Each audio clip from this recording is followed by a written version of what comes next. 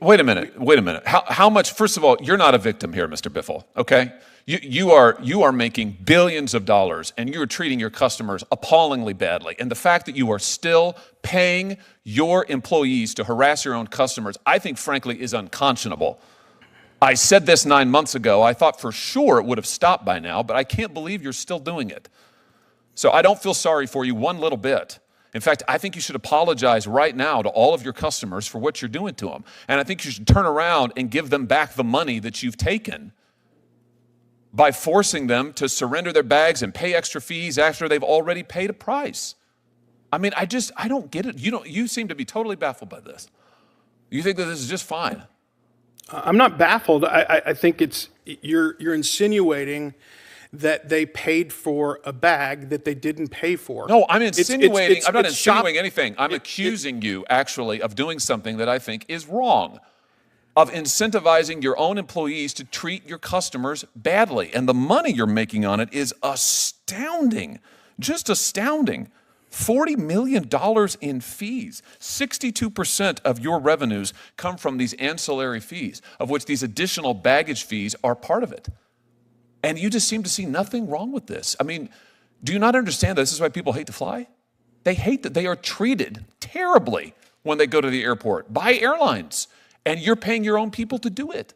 Mr. Biffle, if I could just start with you. About 9 months ago, your chief commercial officer testified to me that Frontier pays its gate agents bounties to stop paying customers from carrying bags onto the plane. Is this still happening? Not at the rate it was. We changed. Well, wait. What does that mean? So are you still paying your gate agents to stop your customers from carrying bags on? You were paying them at least $10 every time you'd stop a paying customer from carrying on a bag, your gate agents to get paid for it. Is that still happening?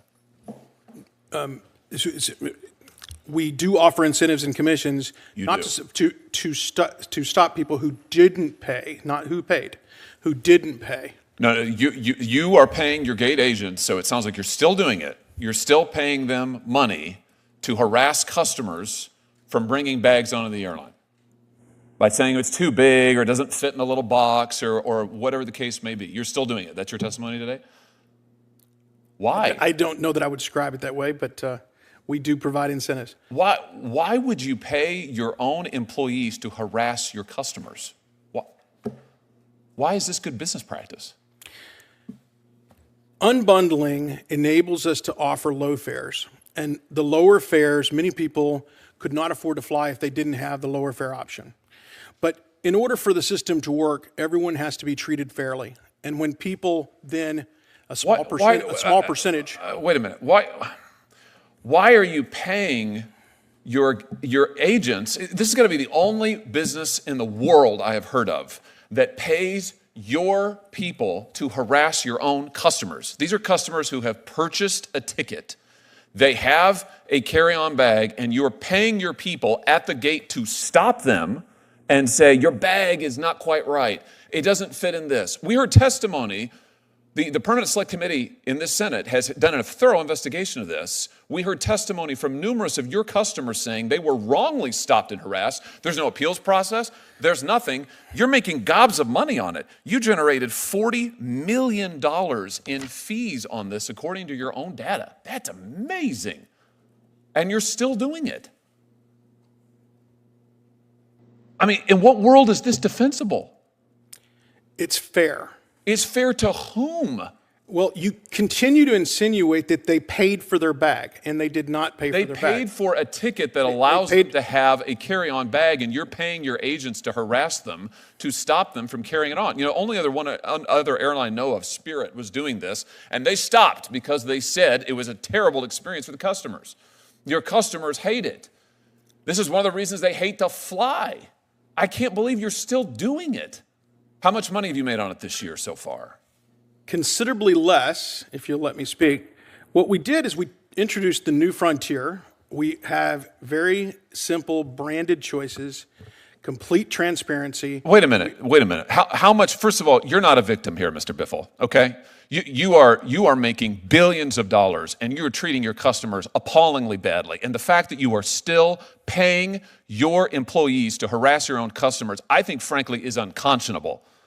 I said this 9 months ago. I thought for sure it would have stopped by now, but I can't believe you're still doing it. So I don't feel sorry for you one little bit.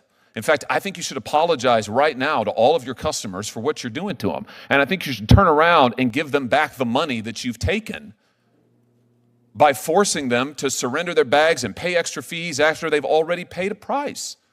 I mean, I don't get it. You seem to be totally baffled by this. You think that this is just fine.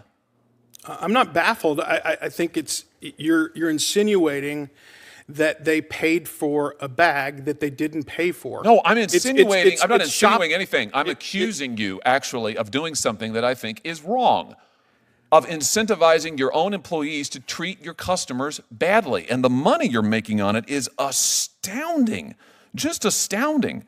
$40 million in fees. 62% of your revenues come from these ancillary fees, of which these additional baggage fees are part of it. And you just seem to see nothing wrong with this. I mean, do you not understand that this is why people hate to fly? They hate that they are treated terribly when they go to the airport by airlines, and you're paying your own people to do it. Do you want to say anything to your customers or to the flying public? I think we've made huge progress in this area this year. We have introduced, as I started to say, we've introduced an economy product. That product is for $20 to $30, gives you free change fees, free seat assignment, carry-on bag. The persons that you're discussing are the people who bought a basic product, not that product, and they didn't pay for it. Will you commit to quit giving incentives to your employees to stop customers and take their bags away? Will you stop that? Your other airlines have done it, your competitor airlines, your peer airlines. Will you commit here today to stop paying your employees to harass customers? Can I ask a question? So, I'd like an answer to mine first.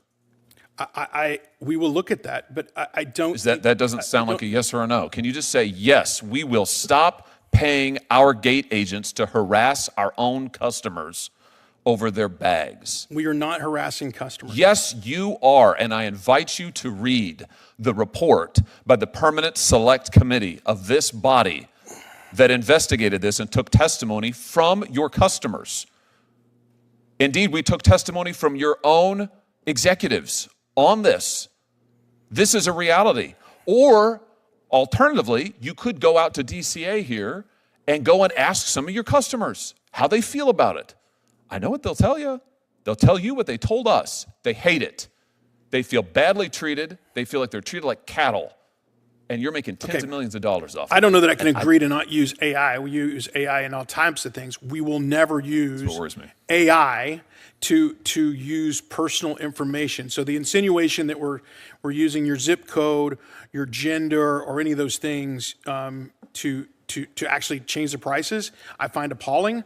Personally, I know there's another travel business, not an airline, that I changed my credit card, and when they figured out that I was using my business credit card, the price changed. I was appalled.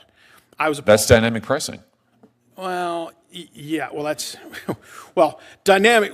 When you said dynamic, what we mean by that is actually a 1 hour flight versus a 5 hour flight might have a different price, just like the fare might be different. No, it means that the consumer has no idea. I have no idea what the price is going to be for a given seat on a given flight until I give you all of my personal information. It also means I have no idea if my price will be the same as Katie's price or the same as Corey's price. As I said, we are eliminating all of that information from being gathered. Okay, good. We will still have to get your date of birth before you buy because we're required for security reasons, but we're going to stop collecting it up front.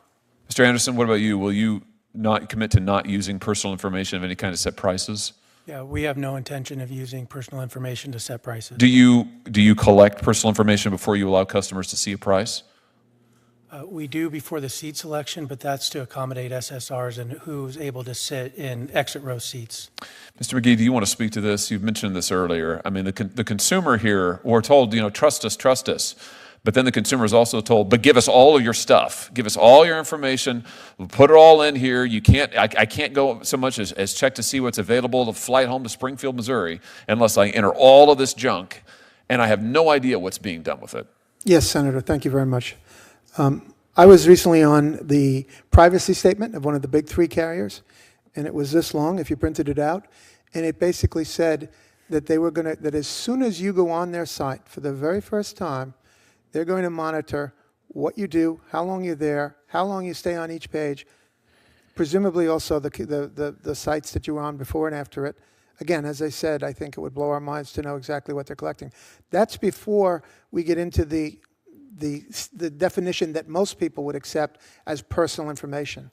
That's why I was warning that I think we need to. A tense exchange unfolded in the U.S. Senate as Senator Josh Hawley sharply questioned airline executives over what he described as unfair and abusive treatment of passengers. The hearing focused on airline fees, customer treatment, and growing concerns over how major carriers generate revenue. Senator Hawley opened by accusing one airline of profiting from policies that punish travelers rather than serve them. He said customers are being charged extra fees after already paying for tickets, often without clear warning or fairness. He pointed directly to the airline's practice of paying gate agents incentives to stop passengers from bringing carry-on bags onto planes. According to Hawley, these employees receive bonuses for enforcing bag restrictions, even when passengers believe they had already paid. He described this practice as harassment, not customer service.